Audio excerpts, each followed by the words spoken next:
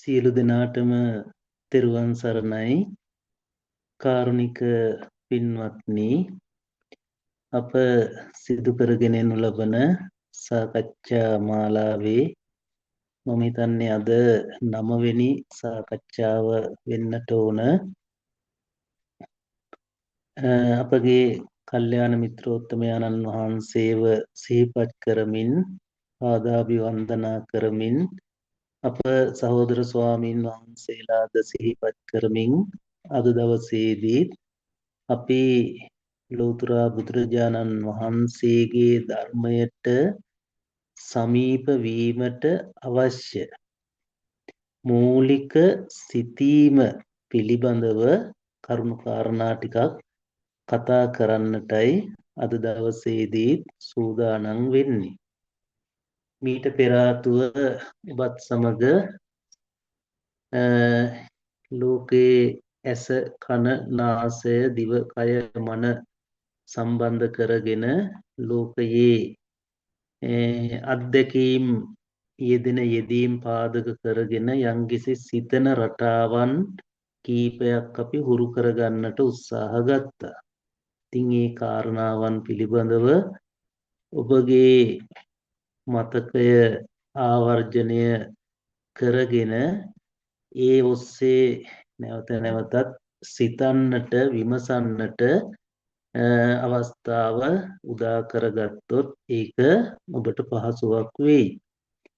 මුලින්ම ඔබ හිතනවා වෙන්නට පුළුවන් මේ ලෞතර බුදුරජාණන් වහන්සේ විසින් දේශනා කරන්නට යෙදුණු වචන කොටිම පංච උපාදානස්කන්ධය රූප වේදනා සංඥා සංකාර විඥාන එහෙම නැත්නම් දිට්ඨ සුත මුත විඤ්ඤාත පටිච්ච සමුප්පාදය ත්‍රිලක්ෂණය අනිත්‍ය දුක්ඛ අනාත්ම මේ වචන පිළිබඳව මේ සාකච්ඡාව තුළ අපි තවම කතා කරන්නට යොමුනේ නැහැ. අපි මුලින්ම තේරුම් ගන්නට ඕන දේ තමයි අනිත්‍ය කියන වචනය අරගෙන ඒක තේරුම් ගන්නටයි උත්සාහ ගන්න. එහෙම නැත්නම් දුක්ඛ කියන වචනයෙන් කියන්නේ මොකද්ද කියන එකයි අපි තේරුම් ගන්න. නමුත් තථාගත බුදු පියාණන් වහන්සේගේ ධහම තුල තියෙන්නේ ඒ අර්ථය තේරුම් ගත්තට පස්සේ ලේබල් කරපු වචනය ඔබවන එක මහා ලොකු දෙයක් නෙවෙයි. ඒ නිසා ඒ අදහස අර්ථය ඒක ප්‍රතිපදාවෙන්ම අපි තේරුම් ගත්තට පස්සේ අන්න ඒ වැටහීමට ලෞතර බුදුරජාණන් වහන්සේ නමක් දීලා තියෙනවා. ඒ වැටහීම් සහගත ස්වභාවයට නමක් දීලා තියෙනවා. ඒක අනිත්‍ය වෙන්න පුළුවන්, දුක්ඛ වෙන්න පුළුවන්, අනාත්ම වෙන්න පුළුවන්, අනිච්ච සංකත පටිච්ච සමුප්පන්න වෙන්න පුළුවන්, ඒ කුමන හෝ වචනයක් වෙන්න පුළුවන්. මුලින්ම අපි හිතන්නට හොඳ නෑ මේ ලෞතර බුදුරජාණන් වහන්සේගේ ධර්මය ගම්බීර දුද්දස දුරනුබෝධ අතක්කාවචර පණ්ඩිත වේදනීය මේ ධර්මය අපිට එක සැනකින් වටහා ගන්න තරම් අපි මහා ප්‍රඥයෝ නෙවෙයි කවුරුවත්. ඔබවත් මමවත් අපි කවුරුවත් ඒ තරම් ප්‍රඥයෝ නෙවෙයි. ඉතින් අර පොඩි ළමයි වගේ අපට සිද්ධ වෙනවා අපි යෙදෙන ලෝකයේ අත්දැකීම් පාදක කරගෙන සිතන විමසන රටාවකට ලෝකයේ අත්දැකීම් ගෝචර කරගත්තට පස්සේ අන්න ඒ ඔස්සේ යම් වැටහීම් සහගත ස්වභාවයක් ඇති වුණාට පස්සේ අන්න ඒකට බුදුරජාණන් වහන්සේ දීපු අර්ථකථනය මෙන්න මේකේ කියන බව වැටහීමෙන්ම යොමු වෙන්නට. ඒ නිසා දැන් මට ඕන තරම් පුළුවන්කම තියෙනවා මේ සූත්‍ර අරගෙන කතා කරන්නට. සූත්‍ර අරගෙන කතා කළාට ඒ නියම අර්ථය වැටහීම් සහගත ස්වභාවය එන්නේ නැහැ. මොකද ඒ අර සිතන විමසන ගතිය එහෙම නැත්නම් විමුක්තිකාමී චින්තනයක් අපි තුල ගොඩ නැගෙන්නේ නැත්නම් දැන් මම ඔබත් සමග සාකච්ඡා කළේ ඇස පිළිබඳව. ඇත්තටම මම ඔබත් සමග උදාහරණයක් හැටියට කතා කළේ මට බුදු පිළිමය පේනවා කියන කාරණාවත් එක්ක.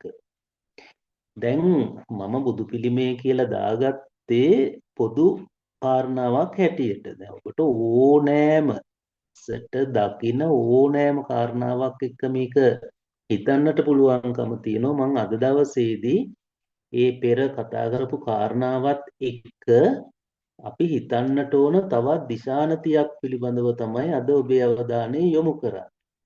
හොඳට මේ සාකච්ඡාව ඔබ අහලා අවසානයේදී ඔබට යම් ප්‍රශ්නයක් තියෙනවා නම් ඒ සඳහා විමසන්නත් අවස්ථාවක් තියෙනවා.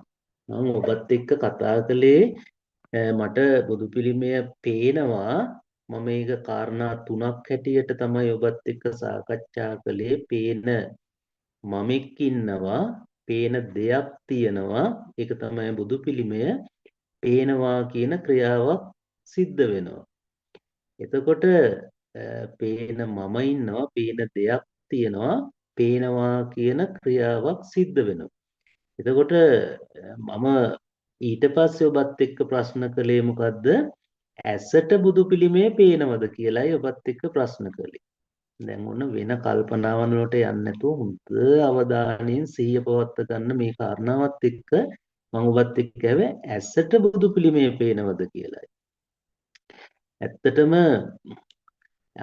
ඊට පස්සේ අපි කතා කළා ඇසේ කෘත්‍ය පෙනීම.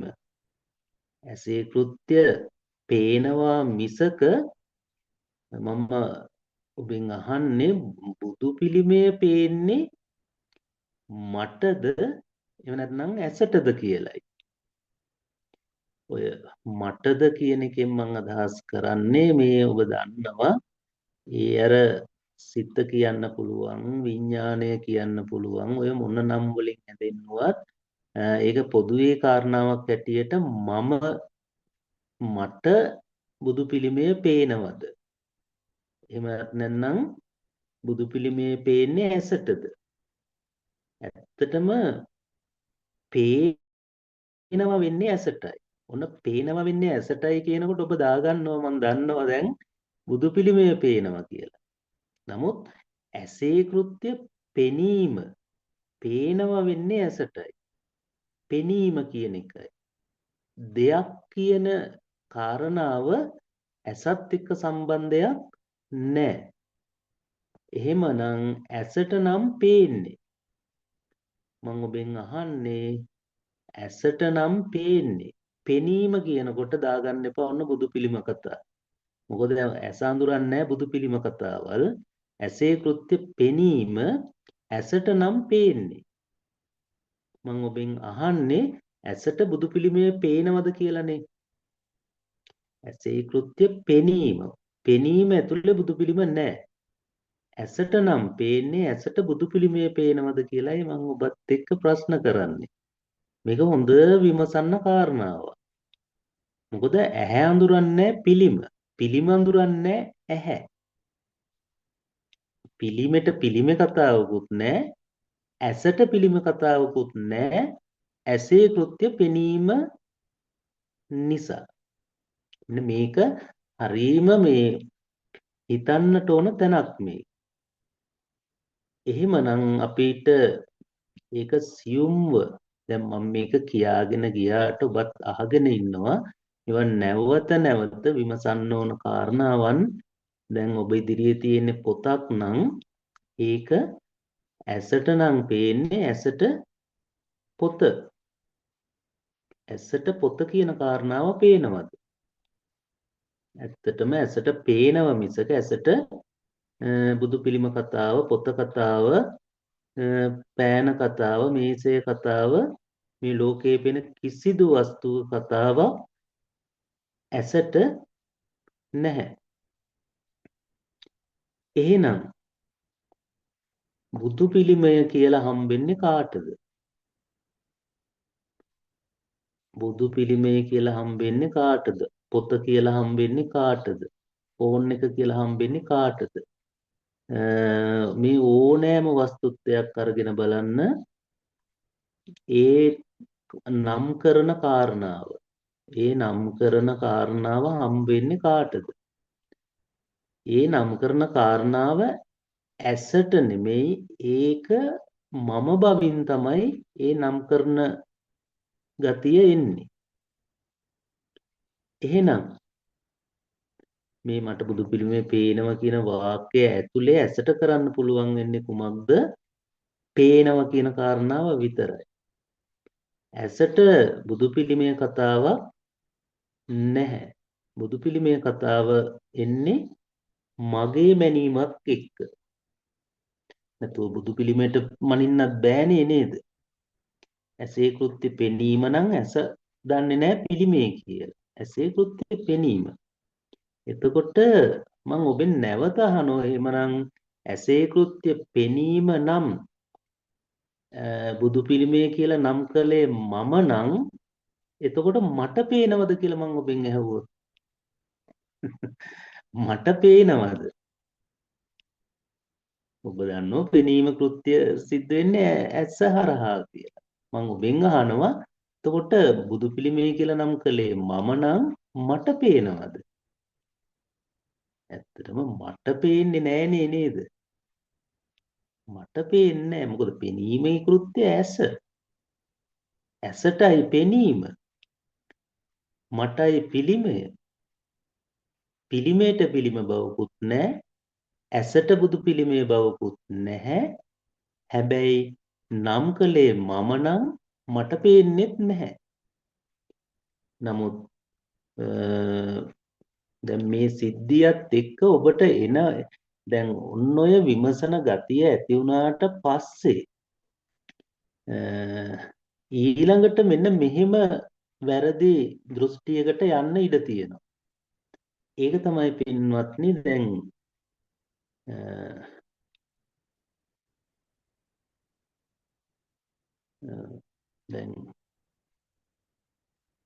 දැන් මේක ටිකක් ගැඹුරට සත්‍යවාදීව විමසනකොට මේ ඔන්න දැන් ඔය කාරණාවත් එක්ක මට බුදු පිළිමය පේනවා කියන ලෝකයේ යෙදීම යම් විමසීමකට භාජනය කළා.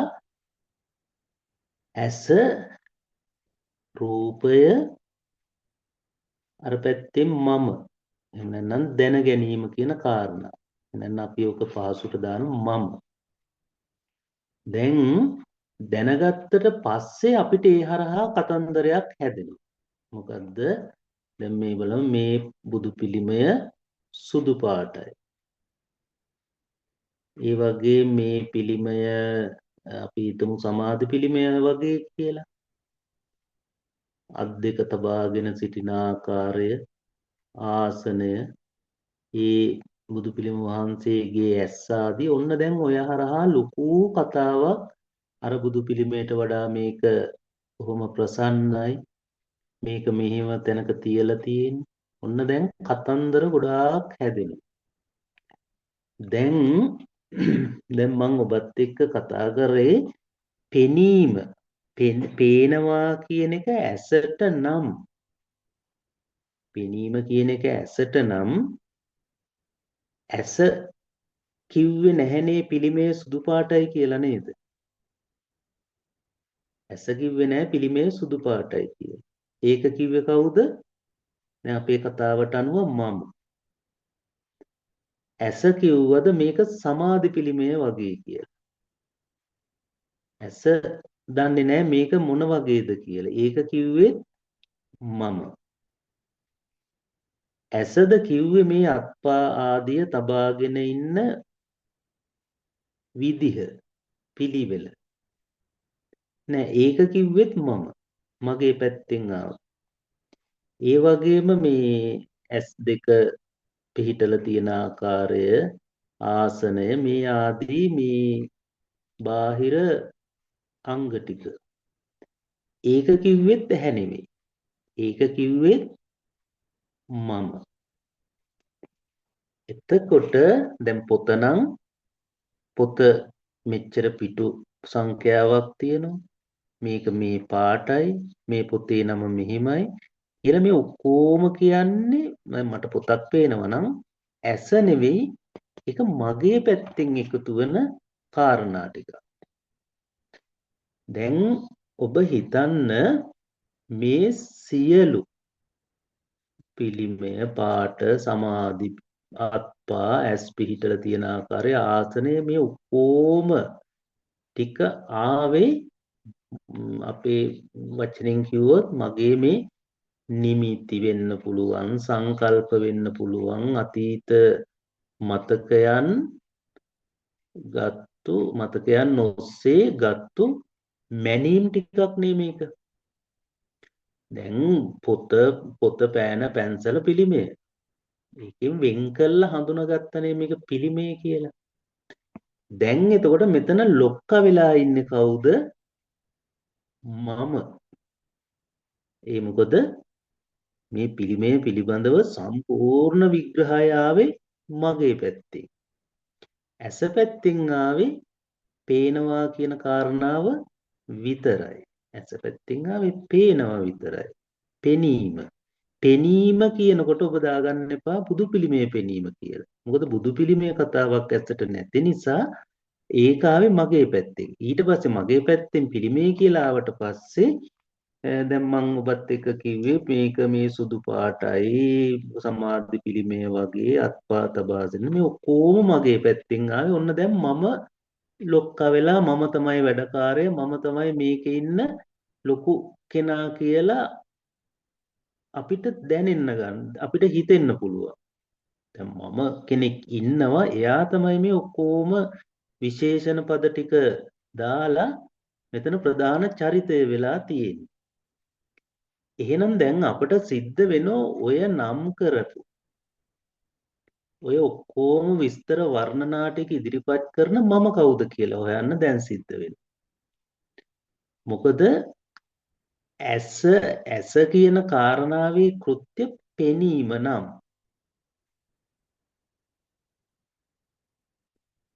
බුදු පිළිම කතාව සහ ඒහා අංග ලක්ෂණ ටික ආවේ මගේ පැත්තෙන් නම් මගේ පැත්තෙන් ආපු නිමිති දාපු මම කවුද කියන ප්‍රශ්නේ ඊට පස්සේ අපිට එනවා. දැන් අපට සිද්ධ වෙනවා එහෙමනම් ඒ මම කොහෙද ඉන්නේ කියලා හොයන්න. ඒ මම කොහෙද ඉන්නේ? ඇයි මොකද මෙතන ලොකු කාර්යභාරයක් කරනවානේ මම ඉඳගෙන. ඒ කාර්යභාරයක් කරන මම. ඒකට අර අපේ ලොකු ස්වාමීන් වහන්සේ කර මම කවුද පුතේ ඔබට හොඳ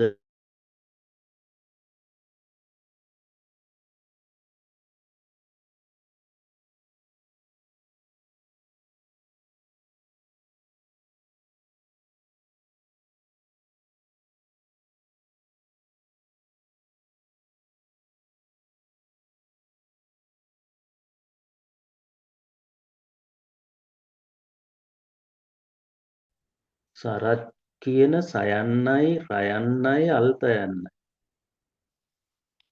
කියන්නේ සරද්ද. අපි හිතුව මෙහෙම ඉන්නවා කියලා. එහෙම වුණොතින් සරත්ලා කොච්චර ඉන්නවද නේද? සරත් කියන්නේ ඒ නිමිති සංකල්ප දාගත්තු මම දැන් සරත් වෙලා මං පොදුවේ නමක් ගත්තනේ. එහෙමනම් ඒ නමද මම කියන්නේ. මොකද ඒ නම තියෙන ගොඩක් අය ඉන්නවා. එතන ඇත්තටම තියෙන අකුරු ටිකක්නේ සයන්න රයන්න අල්තයන්න. අකුරු තුනක් ඇතුලේ කොහොමද එහෙම අපි එන්නේ? ඇත්තටම සරයන්නයි සයන්නයි රයන්නයි අල්තයන්නයි කියන්නේ විවහාරයක් පමණයිනේ. ඒක සාමාන්‍යයෙන් පොදුවේ පිරිසක් අතරින් එයාව හඳුනගන්න තියෙන විවහාරයක් විතරයි. එහෙම නැත්නම් අපිට හිතන්න වෙනවා දැන් ඔය මම කියලානේ ඔබ මම කියලානේ මේ විමසන්නේ. එහෙනම් මේ මම කියන කෙනා අපි හිතමු දැන් අපි විමසගෙන ගියේ ඇස, කන, නාසය, දිව, කය මේ ඉන්ද්‍රිය පහේද ඉන්නේ. මේ ඉන්ද්‍රිය පහේද මම ඉන්නේ. පහ හෝ හය ගනිමු. අපි පේන නිසා පහ ගනිමුකෝ. මොකද ඇසේ නම් ඉන්නේ. ඇසේ නම් ඉන්නේ ඇස දන් දුන්නම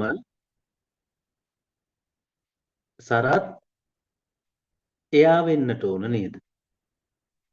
ඇසේ ඉන්නවනම් කන, නාසය, දිව, කය, මන මේවා තුලද මම ඉන්නේ. එහෙම වෙන්න බෑ කියලා අපට ප්‍රායෝගිකව හිතෙනවා නේද? එහෙම වෙන්න බෑ. ඒ ඊට අමතරව ඉතින් ඕන්නම් හදවතේ ඉන්නවා කියන්න පුළුවන් නේද? දැන් ඒ හදවතේ ඉන්නවා නම් මේ හදවත තවත් කෙනෙකුට බද්ධ කළාට පස්සේ සරත් සුනිල් වෙනවා නේද? එහෙම නැත්නම් සරත් සුමනක්ක වෙනව නේද?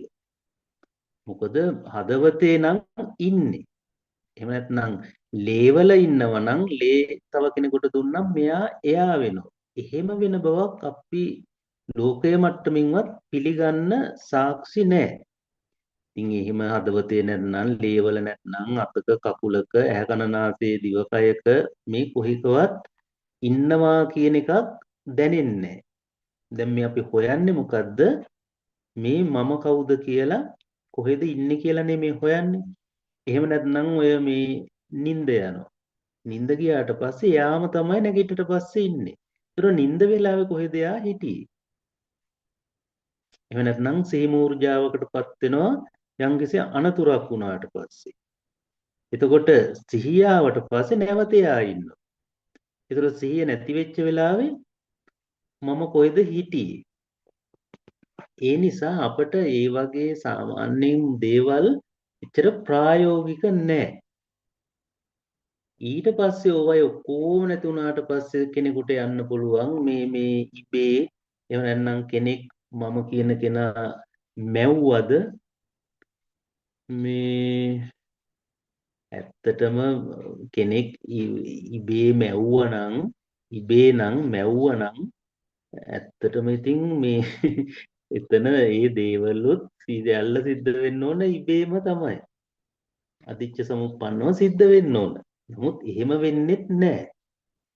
එහෙමනම් දැන් මොකද මමම හිතලා මොනවා හරි කරනකොට තමයි මේ කටයුතු සිද්ධ වෙන්නේ. නමුත් අපි කිව්වනේ මෙතන මම දාගත්තා කිව්වනේ බුදු පිළිමය සුදු පාට අත්පා ඉරියව් ආසන මේ ඔක්කොම මගේ සංකල්ප කියලා. අන්නේ මමනේ මේ හොයන්නේ. දැන් එතකොට මේ අපිට දැනෙන තේරෙන කාරණාවක් තමයි මේ අම්මා තාත්තගෙන් හැදිච්ච ඒ වගේම කෑමෙන් බීමෙන් පෝෂණය වෙච්ච මේ කය කියන එක මැරුණට පස්සේ අපි දන්නවා පොළොවට පස් වෙලා යනවා. ඒ පොළොවට පස් වෙලා යනකොට එහෙනම් මමත් පස් වෙනවද? මමත් නැති වෙනවද? එහෙම වෙනවනම් කොහොමද උපතක් සිද්ධ වෙන්නේ? එහෙමත් හිතෙනවනේ. දැන් එතකොට මේ මම ඉන්නේ කොහෙද කියලා හොයන්නත් බෑ. මම ඉන්නේ කොහෙද කියලා හොයාගන්නත් බෑ. නමුත් මේ මට බුදු පිළිමේ පේනවා කියන එක බොරුවකුත් නෙවෙයිනේ. මම හොයාගන්නත් බෑ. නමුත් මට බුදු පිළිමේ පේනවා කියලා කියන එක බොරුවකුත් නෙමෙයි. ඇත්තටම පේන්නේ නෑ කියන්න බෑනේ. සත්‍යවාදීව ලෝකයේ මට්ටමේ හිතුවම පේනවනේ. සත්‍යවාදීව පේනවා. එතකොට පින්වත්නි දැන් මෙන්න මේක අපි විමසීමකට භාජනය කරනකොට තමයි මම අල්ලගන්න බැලුවේ. ඉන්න තැනක් හොයාගන්නත් බැරුණා. එහෙමනම් දැන් අපි තුල ගොඩ නැගුණා මේ පිළිමය සම්බන්ධයෙන් අපි තුල ගොඩ නැගුණු අතීත නිමිති අයින් කළාට පස්සේ අතීත නිමිති අයින් කළාම මේ මට බුදු පිළිමය පේනවා කියන සිද්ධියේදී මම හොයාගන්නත් බෑ. නමුත් බුදු පිළිම කතාව ඇසටත් නැහැ. ඇසේ කෘත්‍ය පෙනීම එහෙමනම් බුදු පිළිමය සම්බන්ධ වීම.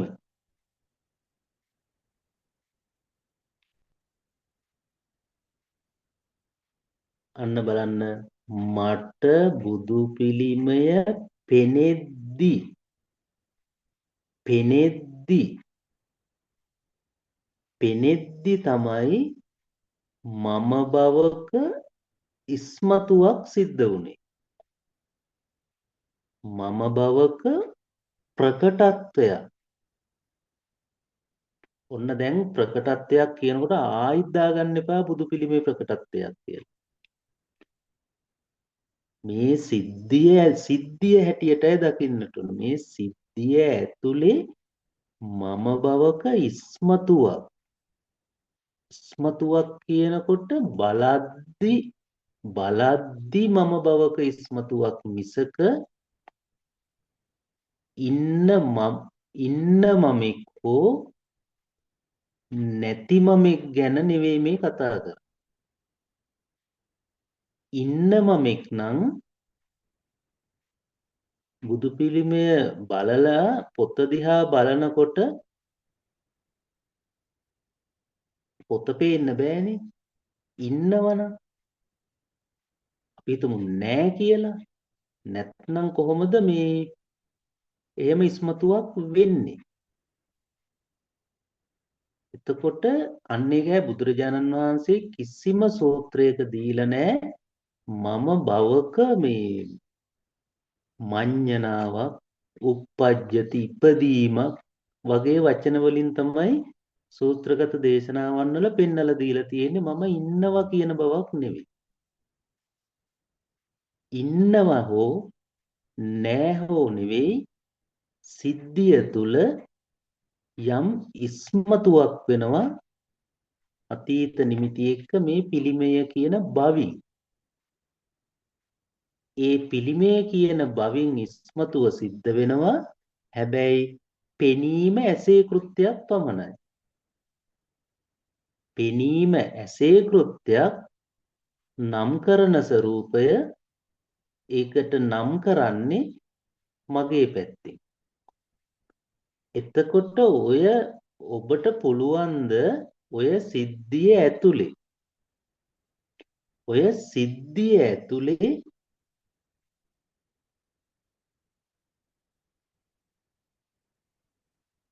මේ මම කියන ස්වභාවයට නමක් දෙන්න. ඔය සිද්ධිය ඇතුලේ මම කියලා අපි පනවගත්තු මේ මම කියලා පනවගත්තු මේ කාරණාවට කොහොමද ස්ථිර බවක් දෙන්නේ? මෙන්න මේකයි කියලා පෙන්වන්න පුළුවන්. මෙහෙම දෙයක් නැහැ කියලා කියන්න පුළුවන්. නැහැ කියන්න බැරි නම් තියෙනවනේ. හරි, තියෙනවා කියලා කියන්න පුළුවන්. තියෙනවා කියන්න බෑ. තියෙනවා කිව්වොතින් මේන් කියලා පෙන්වන්න පුළුවන් වෙන්නට. නැහැ කියා ගන්න බෑ. මෙතන යම්කිසි ඉස්මතුවක්, ප්‍රකටත්වයක්, ස්වභාවයක්, ස්වરૂපයක් කතාවක් යෙදෙනවා.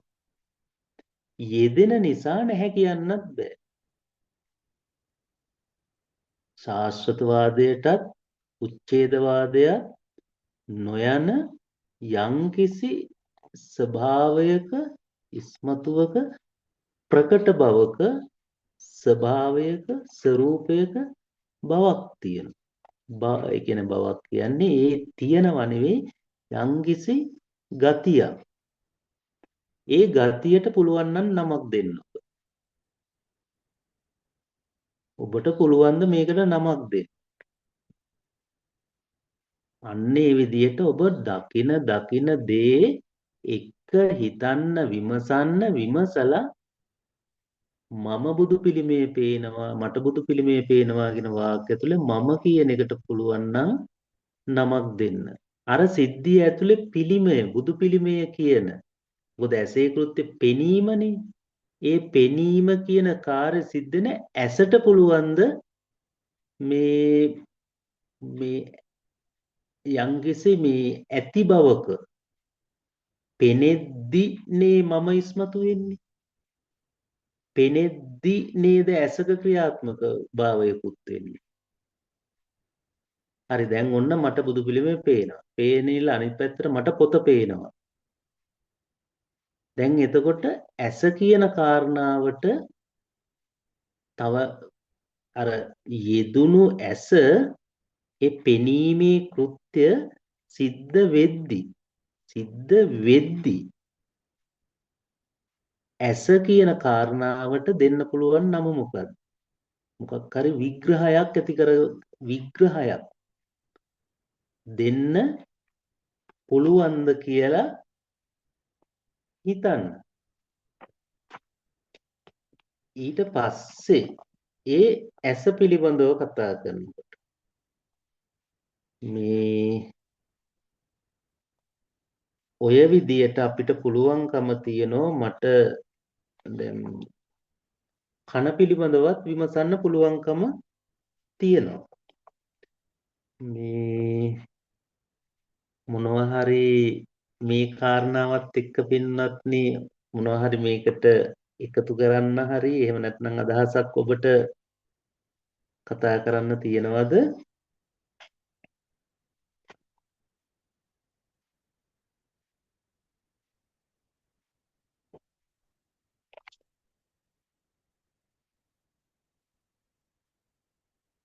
දැන් අපි හිතමු එහෙම නැත්නම් කන එක්ක තව චුට්ටක් ඉස්සරහට නේද?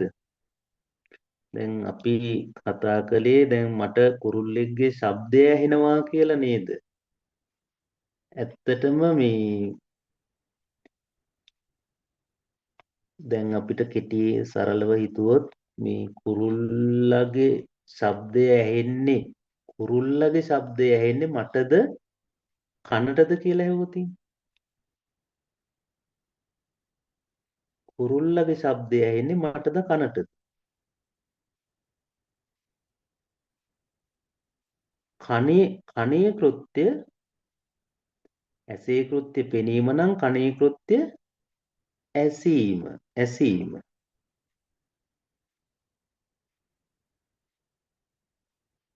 එතකොට කනට කුරුල්ලෙක්ගේ කතාවක් නැහැ.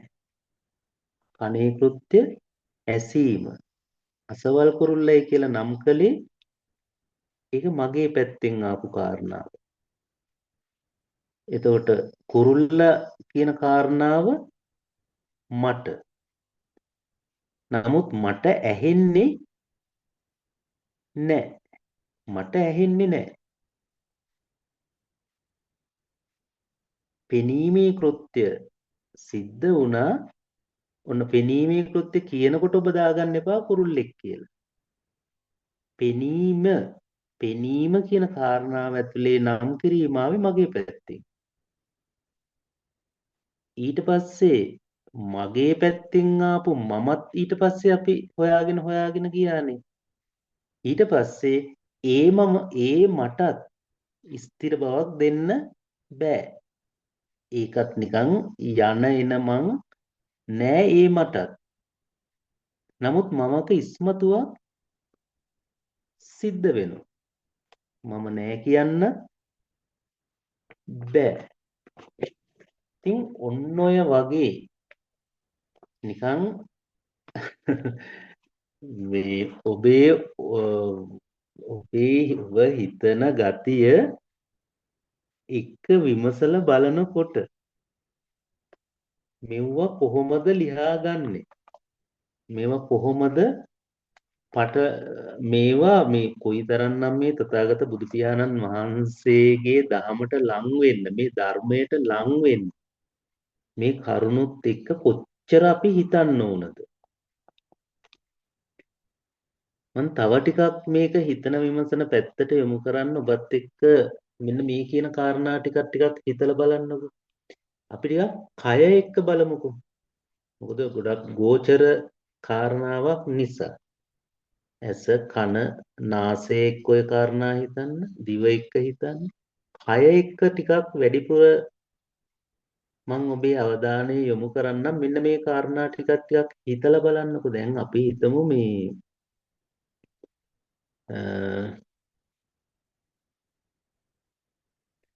දැන් මේ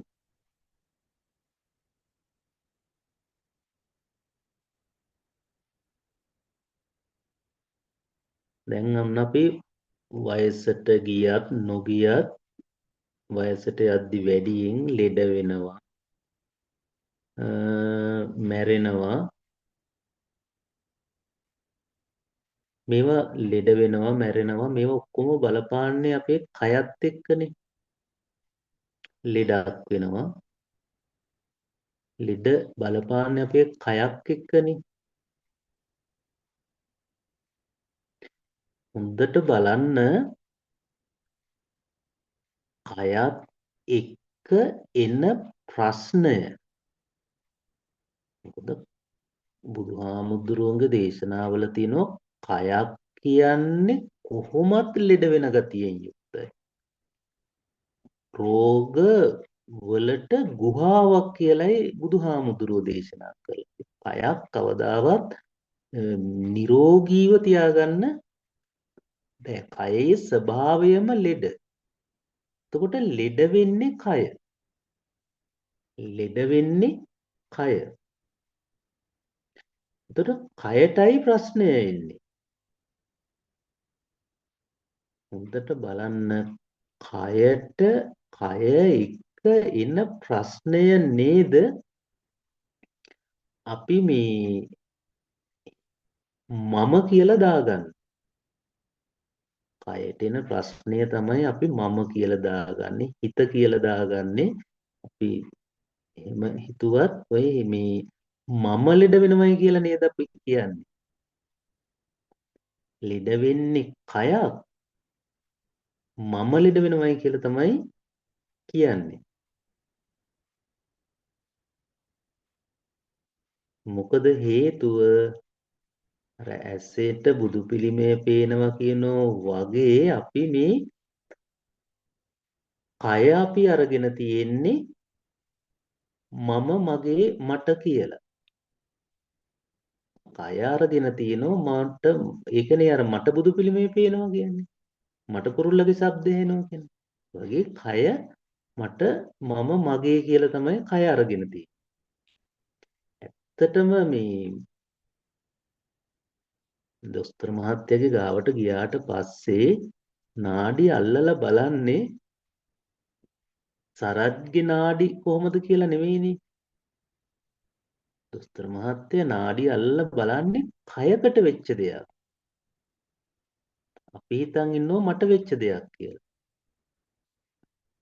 මේවා මේ ලෝකයට ලෝකයේට ගැලපෙන්නේ නැති වෙන්න පුළුවන්. ඉතින් ලෝකයට ගැලපෙන්නේ නැහැනේ කොහොමත් මේ තථාගත ලෝකයෙන් ඈතර වෙන කාරණාවක්නේ. එතකොට මේ අපි කය අරන් තියෙන්නේ මම එහෙම නැත්නම් මට එහෙම නැත්නම් මගේ කියලා. ඒ නිසා අපි ජීවිතය කියලා කියන්නේ මොකද්ද? කියන්නෙම මේ හිතයි කයයි. එහෙනම් මමයි කයයි බද්ධ වෙච්ච. එහෙම කිව්වොත් හරි නේද? බද්ධ වෙච්ච. එකට එකතු වෙච්ච ලෝකයක්. ඉතින් ඒක නිසානේ දැන් අපි හිතමු දුක එනවා, සතුට එනවා, පීඩාව එනවා.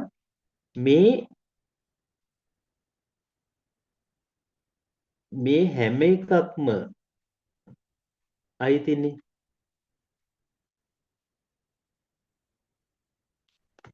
අන්නේ නිසා තමයි මේ විමසන කෙනෙකුට තථාගත බුදු පියාණන් වහන්සේගේ දහමට ලං වෙන්න විමසන කෙනෙකුට වෙන්නට ඕන දේ තමයි නිවැරදිව හිතන්න උත්සාහ ගත්තොත් කයකට ප්‍රශ්නයක් වෙද්දි කයකට ප්‍රශ්නයක් වෙද්දි හිතකට ප්‍රශ්නයක් නොවන වැඩපිළිවෙලක් ඉස්මතු වෙනවා සත්‍යවාදීව හිතන්න උත්සාහ ගත්තොත්. කයකට ප්‍රශ්නයක් වෙද්දී හිතකට එහෙම නැත්නම් මට ප්‍රශ්නයක් නොවන වැඩපිළිවෙලක් තමයි සත්‍යවාදීව හිතන කෙනෙකුට ඉස්මතු වෙන්නේ. අර මොකද්ද මේ අර ආරෝග්‍ය ශාලාවල ගහලා තියෙනව නේද මේ ආරෝග්‍ය පරමාලාභ උතුම්ම ලාභය නිරෝගීකමයි. ඇත්තටම රෝහලකින් කරන්නේ කයක් නිරෝගී කිරීමක් නේද? කයක් නිරෝගී කරනකොට අපි හිතනවා මට මගේ මම බවින්නේ අල්ලගෙන තියෙන්නේ. එතනම එතකොට මේ බුදු පියාණන් වහන්සේ කියපු මඟ පෙන්වීමයි මේ කය මම කරගත්තු වැඩ පිළිවෙල අතර පරස්පරතාවයක් තියෙනවා මෙතන. ඒ නිසා මේ දැන් අපි හිතමු මෙහිම දැන් ඔන්න කෙනෙකුට හැදෙනවා මේ අපි හිතමු කැන්සර් එකක් හැදෙනවා. පිළිකාවක් හැදෙනවා. එතකොට පිළිකාවක් හැදිලා ඒ කෙනා දන්නේ නැහැ. හැදුණු කෙනා දන්නේ නැහැ. කයකට පිළිකාවක් හැදිලා. හැදිච්ච කෙනා දන්නේ නැහැ. නොදැන එයා මරණයටපත් වෙනවා. නොදැන මරණයටපත් වෙනවා. මොකද රෝග ලක්ෂණවත් පෙන්눔 කළේ නැහැ. සමහර වෙලාවට මරණයටපත් වුණාට පස්සේ මරණ පරීක්ෂණයේදී තහවුරු වෙනවා මේ පුජ්‍යලයා මැරුණේ පිළිකාවක් නිසාය කියලා. දැන් එයාට පිළිකාවක් හැදිලාද? අවසානයේ අර මොකද මරණ පරීක්ෂණයේදී ඔප්පුණා එයාට පිළිකාවක් කියලා. දැන් එතකොට එයාට පිළිකාවක් හැදිලාද?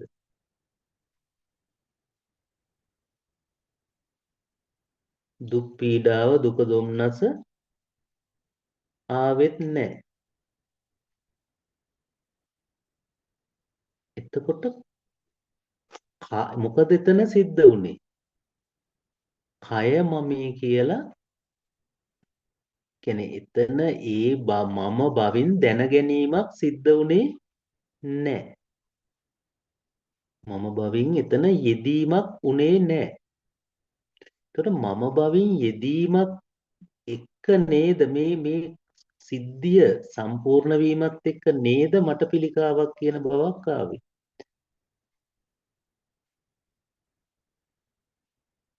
ඒක දැනගත්තු වෙලාවෙ ඉඳලා නේද මම පිළිකා රෝගියෙක් කියලා කියන්නේ.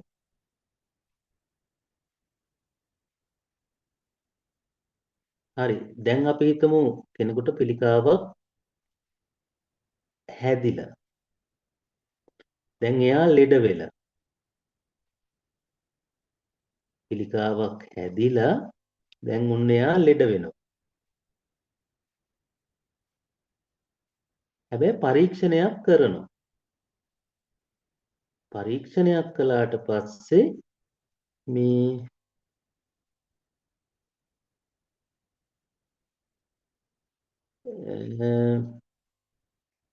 නෑ කෙනෙකුට පිළිකාවක් හැදිලා නැහැ.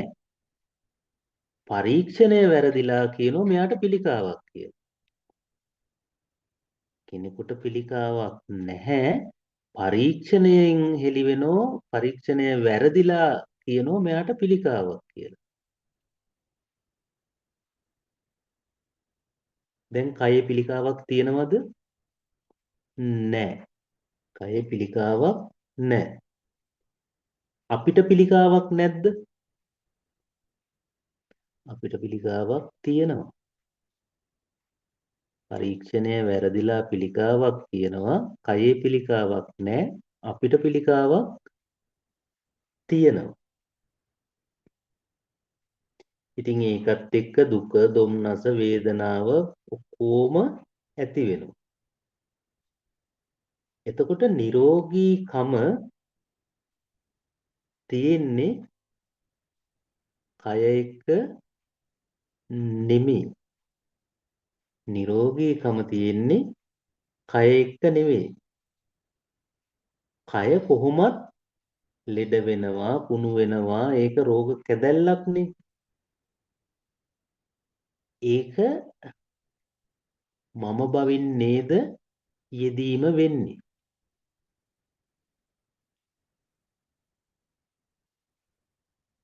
අපි හිතමු තවත් විදියකට මේක තවත් විදියකට හිතුවොත් මෙහෙම දැන් ඔන්න කෙනෙක් ඉන්නවා එයාගේ හිත නිරෝගී. හිත මේ ස්වභාවය ඒ කියන්නේ යම් විචක්ෂණ ගතියක් එක්ක බොහෝම සිද්ධිය පිළිබඳව අවබෝධයක් තියෙන වැටහීම් සහගත ස්වභාවයෙන් ඉන්න එයාගේ හිත පිරිසිදු. හැබැයි කය කුණු වෙනවා. කයට හැදෙනවා ලොකු අස්වනීපයක්. කය විශාල තුවාලයක් හැදෙනවා. දැන් බලන්න අපි හිතමු ආර්ය උත්තමයෙක් මගපලලාභී ශ්‍රාවකයෙක් එක්ක හිතුවොත් මේ කාරණාව අන්න නිරෝගීකම උතුම් ලාභය කියන්නේ මේ කාරණාවත් එක්ක නෙවෙයිද කියලා බලන්න. කය ලෙඩ වෙද්දී හිත ලෙඩ නොවීම කියන කාරණාවත් එක්ක නෙවෙයිද ආරෝග්‍ය පරමාලාභා කියලා නිරෝගීකම උතුම්ම ලාභය වෙන්නේ. ඉතින් ඔන්න ඔය විදියට මම මේක මේ කියපු විදියත් එක්ක ඔබට කොහොම ගියාද දන්නේ නැහැ. මේ මට අවශ්‍ය මේ යම් පණිවිඩයක් දෙන්න විතරයි. එතකොට දැන් මෙතන පිළිකාවක් කියලා දැන ගැනීමක් ඇති වුණා නම් ප්‍රශ්නය උනේ දැන ගැනීම නේද? ප්‍රශ්නය උනේ මෙතන දැන ගැනීම.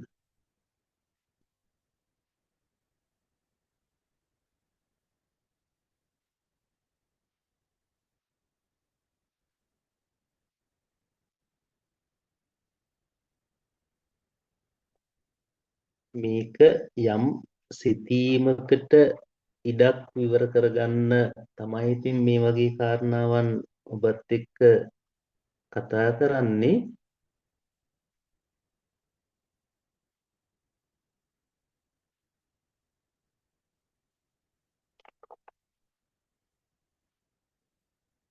මේ විදියට යම්කිසි ඇස කන නාසය දිව කය මන එක්කම යම් සිතන විමසන ගතියක් ඇති වුණාට පස්සේ මේ සිද්ධිය ඇතුලේ කුමන හෝ තත්ත්වයක ඉස්මතුවක් යම්කිසි ප්‍රකටත්වයක්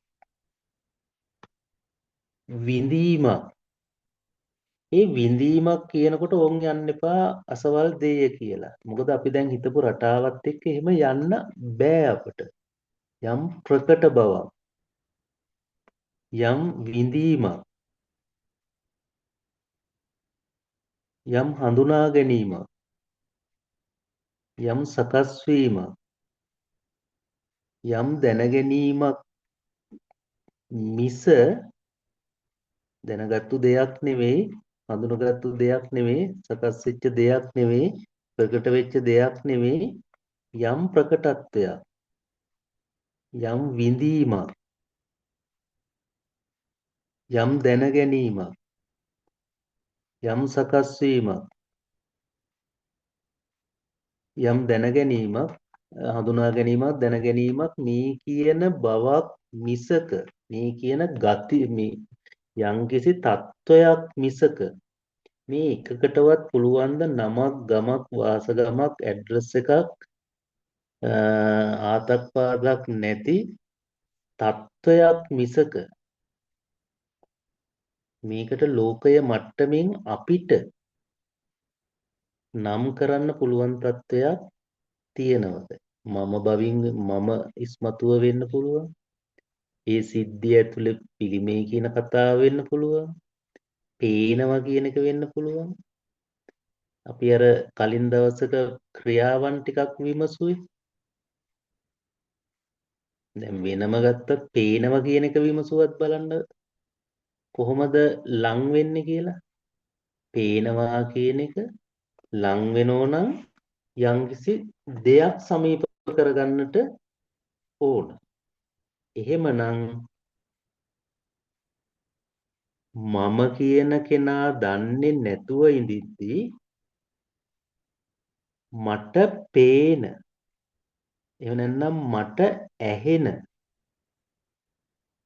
දේවල් හරි කියලා දාගන්නේ කොහොමද? මම කියන කෙනා දන්නේ නැතිව මට බුදු පිළිමය පේනවා කියලා දාගත්තොත් හරිද? මම කියන කෙනා දන්නේ නැතුව මට කුරුල්ලෙක්ගේ ශබ්දයක් ඇහෙනවා කියලා ගත්තොත් හරිද? එතකොට මේ නොදන්න දෙයක් මත නේද මේ පදනම් වෙලා තියෙන්නේ. ඒ නිසා අන්න ඒකට ගෝචර වෙලා එන කරුණ අපි මොන විදියට බැලුවත් ජීවිතයේ තියෙන්නේ මෝඩකමක් නෙවෙයිද?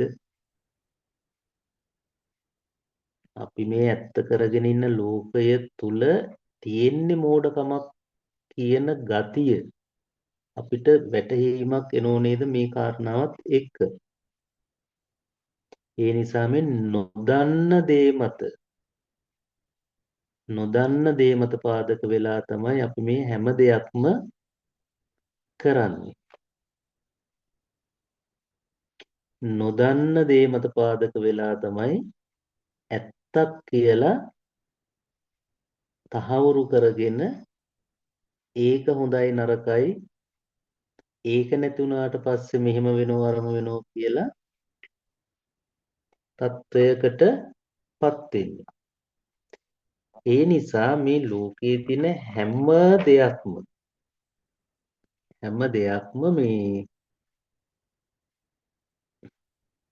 පෙනීමකින් ඇසකනාසය දිවකය මන කියන මේ කාරණා ටික පෙනීම අර දිට්ඨ සුත මුත විඤ්ඤාත කියලා කියන්නේ දකිනවා ඇහෙනවා දැනෙනවා සිතනවා මේ කියන කාරණා ටිකනේ තියෙන්නේ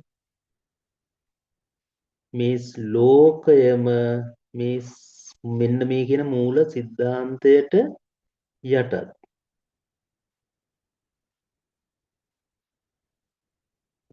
මේ කියන මූල સિદ્ધාන්තයට යටත්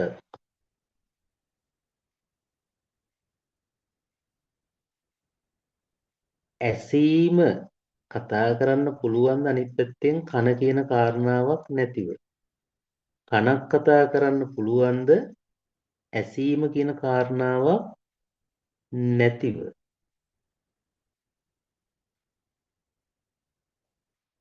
ඇසක් වෙන්නේ පෙනෙද්දි නේද කනක් වෙන්නේ ඇහෙද්දි නේද එතකොට කනක් වෙන්නේ ඇහෙද්දි නම් කනට පුළුවන් ද නිත්‍ය බවක් දෙන්න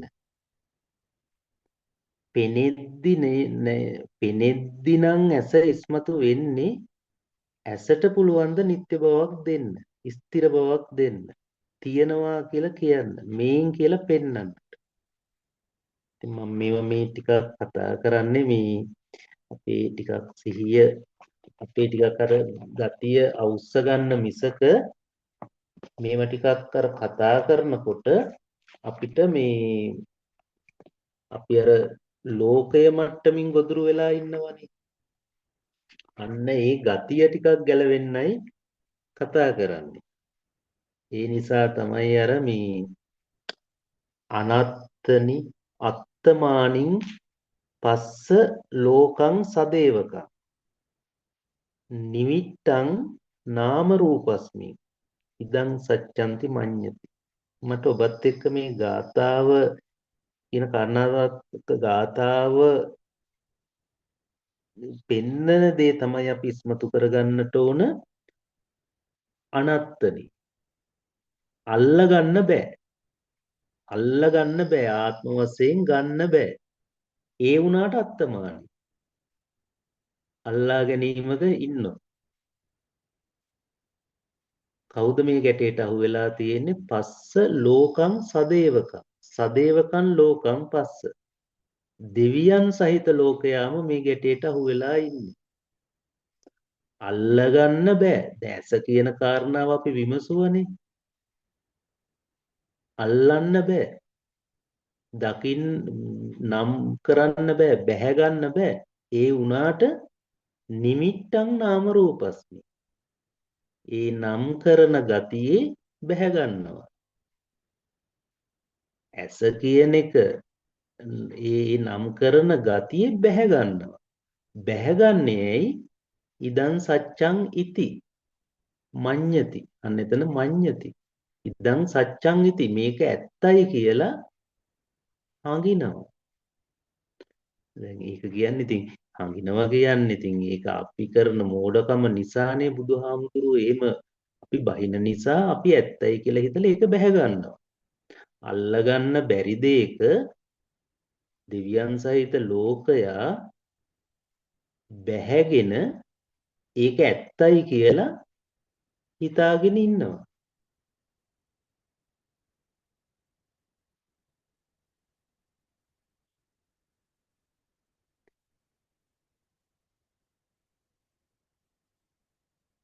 ඇත්තයි කියලා බැහැගෙන ඉන්නවා.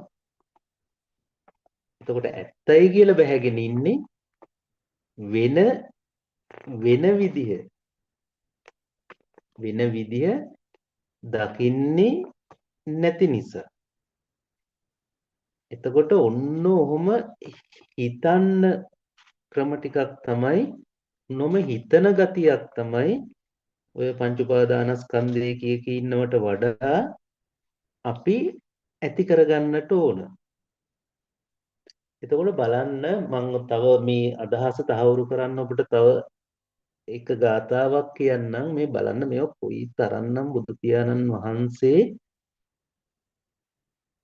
ලෝක සත්‍යය කෙරෙහි කරුණා මෛත්‍රියෙන් යුක්තවද මෙව දේශනා කරලා තියෙන්නේ. අක්කෙය්‍ය සංඤිනෝ සත්ත අක්කෙය්‍යස්මින් පතිට්ඨිත අක්කෙය්‍යං අපරිඤ්ඤාත යෝගා මායන්ති මච්චුනෝ. අක්කෙය්‍ය කියන්නේ කියවීම. දැන් ඇස කියලා කියවිල්ලක් තියෙනෝනේ. ඇස කියන කියවිල්ල සංඤිනෝ හඳුනා ගන්නවා. ඒකට ඇත්තයි කියලා බැහැ ගන්නවා. පෑන කියලා ලියන අර්ථයෙන් පෑන වෙනවා. අපි කියනවා පෑනෙන් ලියනවායි කියලා. එතකොට කියවිල්ලේ සත්වයෝ බැස ගන්නවා. කියවිල්ල හඳුනාගත්තු මිනිස්සු කියවිල්ලෙහි බැහැ ගන්නවා. ලියන අර්ථයෙන් පෑන කියනවා අපි කියනවා පෑනෙන් ලියනවායි කියලා. මට බුදු පිළිමේ පේනවා කියනකොට බුදු පිළිමය කියන කතාව සිද්ධ වෙච්ච විදිය දන්නේ ඒක ඇත්ත කරගෙන ඒක බැහැ ගන්නවා. ඇයි එහෙම වෙන්නේ? අක්කෙයන් අපරිඤ්ඤාත. අර කියවිල්ල මේ ලෝකයේ තියෙන වචන ටික විවහාරය අපරිඤ්ඤාත. පිරිසිඳ විමසින් නුවණින් යුක්තව දකින්නේ නැහැ. ඉතින් යෝගා මායන්ති මච්චුනෝ මාර සත්වයෝ මාර වසඟයට යනවා කියනවා. කියවිල්ල හඳුනගත්තු සත්වයෝ කියවිල්ලෙහිම බැස ගන්නවා. කියවිල්ල පිරිසිඳ නොදකින නිසා මාර වසඟයට යනවා කියනවා. එතකොට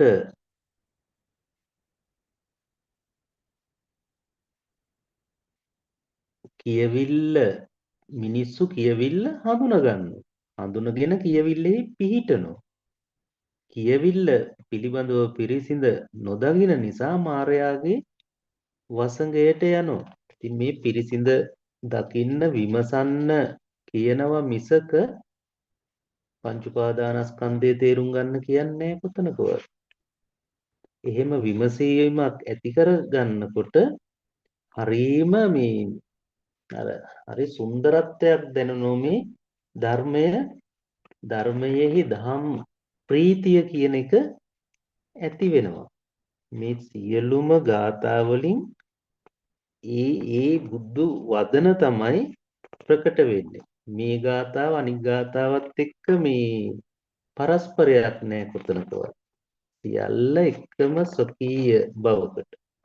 අන්න ඒක තමයි ඊට පස්සේ මට ඔබත් එක්ක කියන්නට ඕනකම තියෙන්නේ. දැන් අර මම කිව්වනේ මේ යම්කිසි ප්‍රකටත්වයක් විඳීමක් හඳුනා ගැනීමක් සකස් වීමක් දැන ගැනීමක් මිස තනින් එහාට මොනවද කතා කරන්න තියෙන්නේ. ඔබට පුළුවන් නම් ඔන්න ප්‍රකටත්වයක් කියන වචනේ පාලි වචනේ මම ඔබට ලබන සතියේ කියන්න. ඔබ පුළුවන් නම් හොයාගන්න යම් විඳීම කියන එකේ පාලි වචනේ මොකක්ද කියලා. හඳුනා ගැනීම කියන එකේ පාලි වචනේ. සකස් වීම කියන එකේ පාලි වචනේ. දැන ගැනීම කියන එකේ පාලි වචනේ. ඔබ යම් සෙවීමක උත්සාහයක් ගන්න. මම පළවෙනි වචනේ හොයාගන්න. යම් ප්‍රකටත්වයක් කියන එකේ වචනේ මං හොයාගෙන එන්න.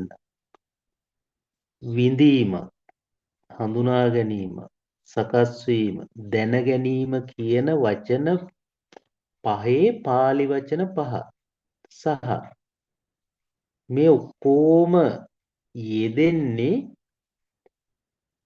මම බවින්නේ ස්වකීයත්වය කියලා කියනවා අපි සිංහල භාෂාවෙන් ඒකට. ස්වකීය බවක දැකීමක්. ස්වකීය කියන වචනයේ පාලි වචනය. දැකීම කියන එකේ පාලි වචනය. ඔබ හොයන්න උත්සාහ ගන්න. එතකොට අපිට මේ සාකච්ඡාව තවදුරටත් ඉස්සරහට කරගෙන යන්න පුළුවන් වෙයි. ඉතින් පින්වත්නි ඔන්න ඔය කාරණා ටික තමයි අද දවසේදී ඔබත් එක්ක කතා කරන්න අවශ්‍යව තිබුණේ. මේකට තා මොනවා හරි එකතු කරන්න පුළුවන් නම් පින්වත්නි ගොඩාක් වටිනවා. සියලු දෙනාගේම යහපත පිණිස. මගේ ප්‍රකාශනයේ යම් අඩුපාඩුවක් තියෙනවා නම් ඒකත් දන්න කෙනෙක් ඉන්නවා නම් ඉස්මතු කරන්න. මොකද අපි මේ කවුරුත් මේවා හරියටම දැනගෙන හඳුනගෙන නෙවෙයි. ඉතින් ඔබත් මමත් අපි කවුරුත් ධර්ම විමසන අය මිසක සියල්ල දැනගෙන කියනවත් නෙමෙයිනේ. තෙරුවන් සරණයි.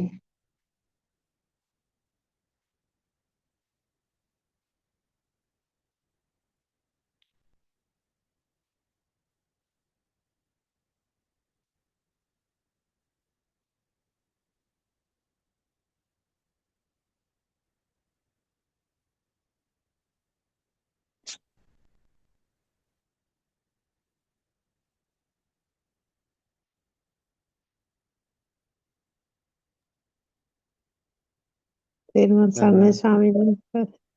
තෙරුවන් සරණයි රේණුකා අම්මා. හොඳයි අදහසක් කියන්නකෝ. නිකන් පොඩි අදහසක් විතරයි ස්වාමීන් වහන්සේ. නිකන් අහගෙන ඉන්නකොට තව ටිකක් අර හිතන්න වැත්තක් වගේ කියලා හිතුන නිසා දැන් අර ස්වාමීන් වහන්සේත් ඉස්සල්ලා කිව්වනේ දැන් නම හරි ශරීරය හරි ඒ ඕන එකක් මට මගේ කියලා යෙදෙන්නේ කියන කාරණාව ඔව්.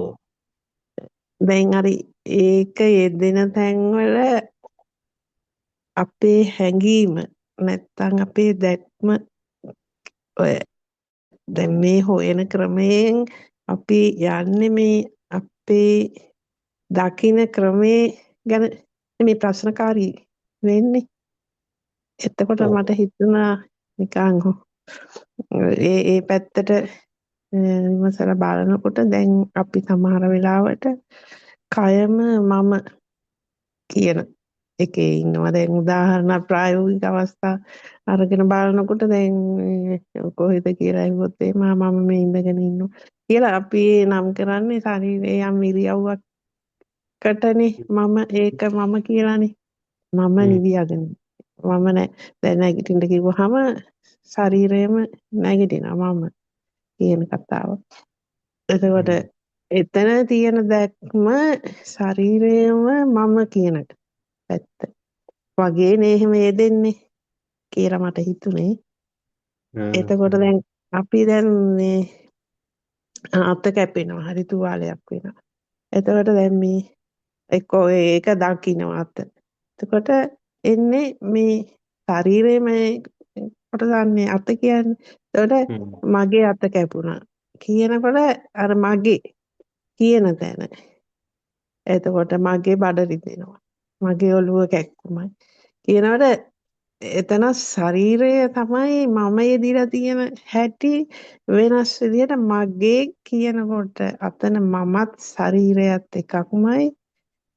එතන මගේ කියනකොට හෝ මට නැත්තම් මට බඩගිනි කියනකොටත් මගේ කියන මගේ මේ බඩ දෙනවා කියනකොටත් එතකොට අර එන දැක්මේ එතන දැන් මට හෝ මගේ කියනකොට දෙකක් විදිහට එන්නේ. මගේ අත හ්ම්. කියනකොට ශරීරේ අර කියන එක එකක් මම තව එකක් වෙනවනේ. හ්ම්. අර හ්ම්. ඒ අපේ එක එක වෙලාවට අපේ දැක්ම යෙදලා තියෙන හැටියටනේ අපේ වැඩ කිරීම තියෙන්නේ. හ්ම්. හ්ම්. දැන් කවුරු හරි මගේ නම කිව්වහම ගොඩක් අය ඉන්න තැන මම එක්ක අත උස්සනවා මම නැගිටිනවා. ඒ කියන්නේ ඒ මම තමයි ශරීරයම කියලා. එතකොට මේ මගේ යම්කිසි ශරීරයේම කොටසක් යම්කිසි දෙයක් අදාළ කියනකොට ඒ මගේ කියන එකෙන් එනවා. එතකොට මමත් කයත් කියන එක අර දෙකක් විදිහට දකින දැක්මේ වචන භාවිතයක් තමයි මට මගේ වෙන්නේ නේ ස්වාමීන් වහන්සේ කියලා මට නිකන් හිතිච්ච එක ස්වාමීන් වහන්සේ ඒක එතන අපේ අර දැක්ම යෙදෙන හැටි පොඩ්ඩක් ඇතුළට තව බලනකොට ඒ විදිහටත් බලාන යනකොට මේ දැක්මේ අපේ භාවිතා වෙන වෙන වෙලාවල් වල නොයෙකුත් වෙලාවට ඒ මාරු වෙවි හරි කොහොම හරි ඒ යෙදෙන විදිහවල් වෙනස් නේද කියලා වගේ අදහසක් තමයි කියන්න හිතුවේ ස්වාමීන් වහන්සේගේ අදහසක් දැනගන්න කැමතියි. ඒක සම්මතයි. ඒක තමයි ඒක තමයි. ඒ වෙනුකම්ම එතෙන්දී කියන්න උත්සාහ ගත්තේ ඇත්තටම දැන් අපි හිතමු බස් එකට ගොඩ වෙනවා. මම බස් එකට ගොඩ වෙනවා. දැන් එතකොට මම ඉඳගෙන ඉන්නවා. ඒ කියන්නේ මම බවින් තමයි කයයි මමයි එකක් හැටියට අරගෙන කියන අදහස තමයි ඉස්මතු කරන්න උත්සාහ ගත්තේ නේද රේණුකම්ම තා චුට්ටක් එහෙමයි. එහෙමයි.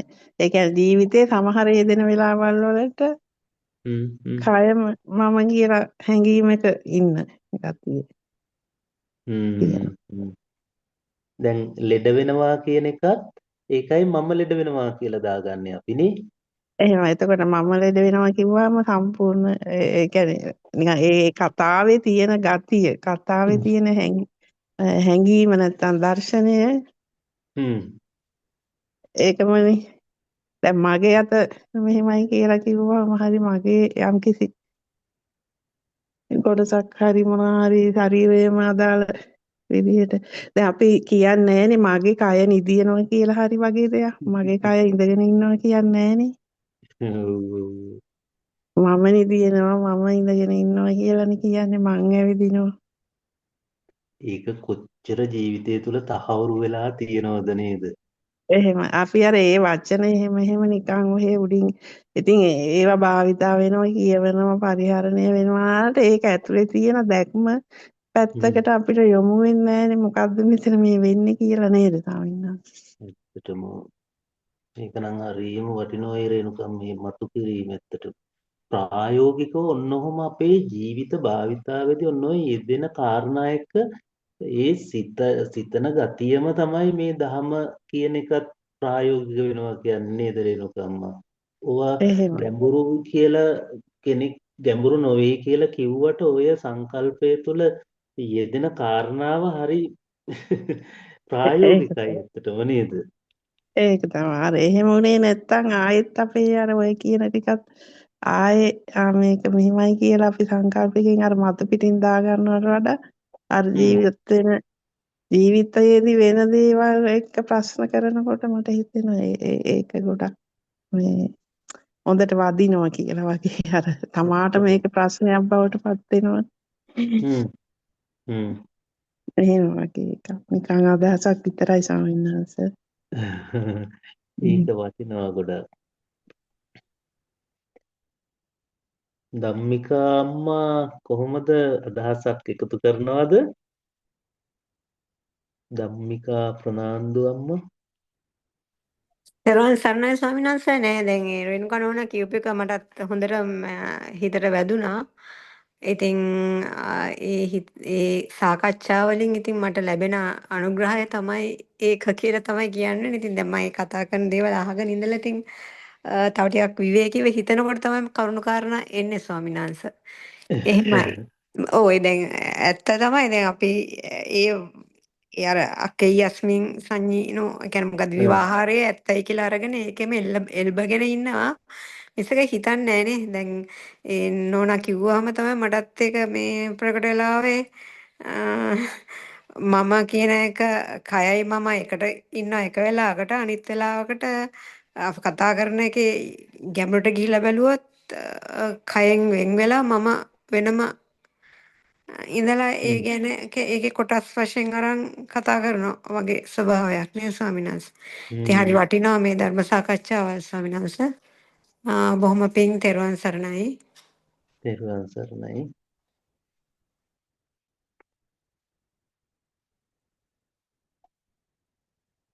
හොඳයි පින්වත්නි එහෙනම් අපි අද රැබෝ වෙච්ච නිසා අවසන් කරමු. අපි ලබන සතියේදීත් අර කියන කාරණා ටිකේ pāli වචන ටික පුළුවන් නම් හොයාගන්න උත්සාහ ගන්න. ඒක අපිට උපකාර වෙයි මේ සාකච්ඡාව තවදුරටත් ඉස්සරහට කරගෙන යන්න. ඒ බව සිහිපත් කරමින් පින්වත් හැම දෙනාම බොහොම ඕනෑකමින් උනන්දුවෙන් යුක්තව මේ සිතන විමසන ගතියකට යොමු වෙන්නට උත්සාහ ගැනීම උතුම් ප්‍රතිපදාවටම උපකාරයක්ම වේවා කියලා ප්‍රාර්ථනා කරනවා. සීල පුණ්‍ය ශක්තියෙන් අප කල්යාණ මිත්‍රෝත්තමයන්න් වහන්සේටම නිදුක් නිරෝගී සම්පන්නිය චිරජීවනය සඳහා මේ පුණ්‍ය ශක්තියින් හේතුපකාර වේවා. අවසන උතුම් නිවනින් නිවී සැනසෙන්නට මේ සියලු පුණ්‍ය ශක්තියින් හේතු වාසනා වේවායි කියලා ප්‍රාර්ථනා කරමින් අද දවසේදී අපේ මේ ධර්ම සාකච්ඡාව මේ නිමවටපත් කරනවා. සියලු දෙනාටම තෙරුවන් සරණයි.